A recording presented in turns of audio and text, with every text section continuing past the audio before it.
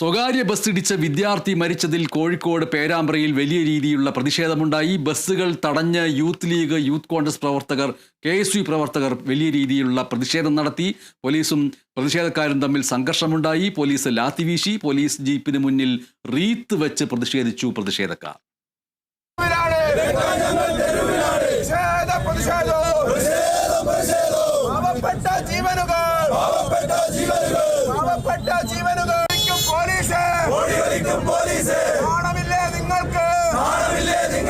അധികാരികളെ അന്ധന്മാരെ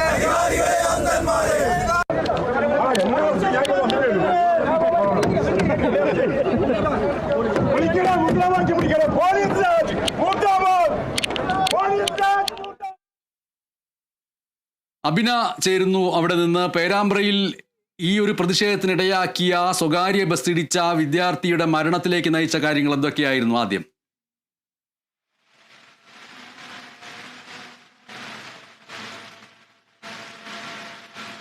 അബിന, ബസ്സുകളുടെ മത്സര ഓട്ടത്തിനിടെയായിരുന്നോ ഈ ഒരു അപകടമുണ്ടായത്? സവാദിനെ ഒമേഗ എന്ന് പറയുന്ന ബസ് ഇടിച്ചു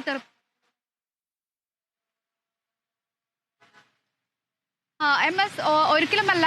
ഈ ഒമേഗ എന്ന് പറയുന്ന ബസ് ജവാദിനെ ഇടിച്ചു തെറിപ്പിക്കുന്നത് തെറ്റായ ദിശയിലൂടെ എത്തിയിട്ടാണ് ജവാദിനെ ഇടിച്ചു തെറിപ്പിക്കുന്നതും പിന്നീട് ജവാദ് അതേ ബസ്സിനടിയിലെ ടയറിലേക്ക് വീഴുകയും ഈ ടയറിന്റെ അടിയിൽപ്പെട്ടാണ് ജവാദിന്റെ ദാരുണാന്ത്യം സംഭവിക്കുന്നത്.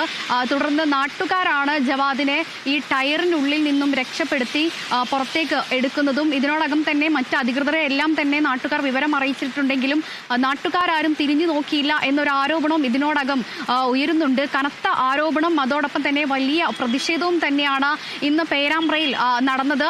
ഏകദേശം 4 മണിക്കൂറോളം, ഇന്ന് മാത്രമായി 4 മണിക്കൂറോളമാണ് ഇന്ന് പേരാമ്പ്ര ബസ് സ്റ്റാൻഡിൽ വിവിധ രാഷ്ട്രീയ സംഘടനകളുടെ നേതൃത്വത്തിൽ വലിയ പ്രതിഷേധം ഉയർന്നിരുന്നത്.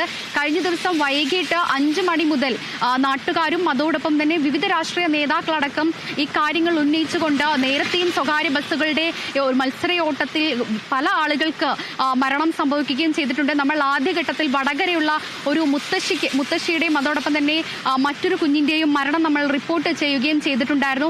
അതിനുശേഷമാണ് പേരാമ്പ്രയിൽ ഇന്ന് സമാനമായ രീതിയിൽ മറ്റൊരു വിദ്യാർത്ഥി മരിക്കുന്നത്. ഈ വിദ്യാർത്ഥി മരിക്കാനിടയായ സാഹചര്യം എതിർദിശയിലാണ് ഈ വാഹനം എത്തിയിരുന്നത്. തെറ്റായ ദിശയിലൂടെയാണ് ഈ വാഹനം എത്തിയിട്ടുണ്ടായിരുന്നത്. പിന്നീട് ഇടിച്ചു തെറിപ്പിക്കുകയാണ് ജവാദിനെ ചെയ്തിട്ടുണ്ടായിരുന്നത്. ഈ കാര്യങ്ങളെല്ലാം ചൂണ്ടിക്കാണിച്ചുകൊണ്ട് ദൃക്സാക്ഷികൾ അടക്കം പറഞ്ഞ കാര്യം ഇത് തന്നെയാണ്.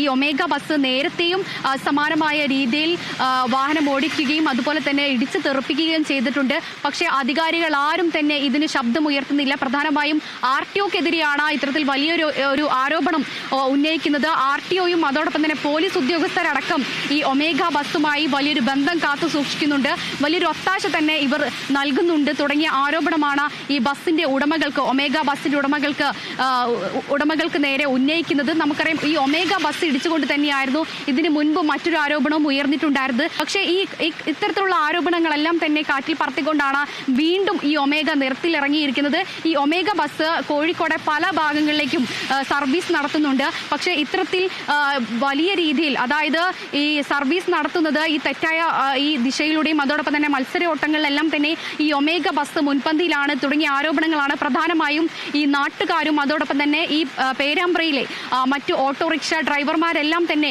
ഉന്നയിക്കുന്ന പ്രധാനപ്പെട്ട കാര്യം. ഇന്ന് ഏതായാലും ഈ പേരാമ്പ്ര ഭാഗത്തേക്ക്, പേരാമ്പ്ര കുറ്റ്യാടി ഭാഗത്ത് നിന്നും കോഴിക്കോട്ടേക്ക് ഒരു ബസ്സും കടത്തിവിടുന്നില്ല. അതോടൊപ്പം തന്നെ കോഴിക്കോട് നിന്നും പേരാമ്പ്ര കുറ്റ്യാടി ഭാഗത്തേക്കും ഒരു ബസ്സും കടത്തിവിടില്ല. ഈ കാര്യം തന്നെയാണ് പ്രധാനമായും ഈ പ്രതിഷേധക്കാരും ഉന്നയിച്ചുകൊണ്ടിരിക്കുന്നത്.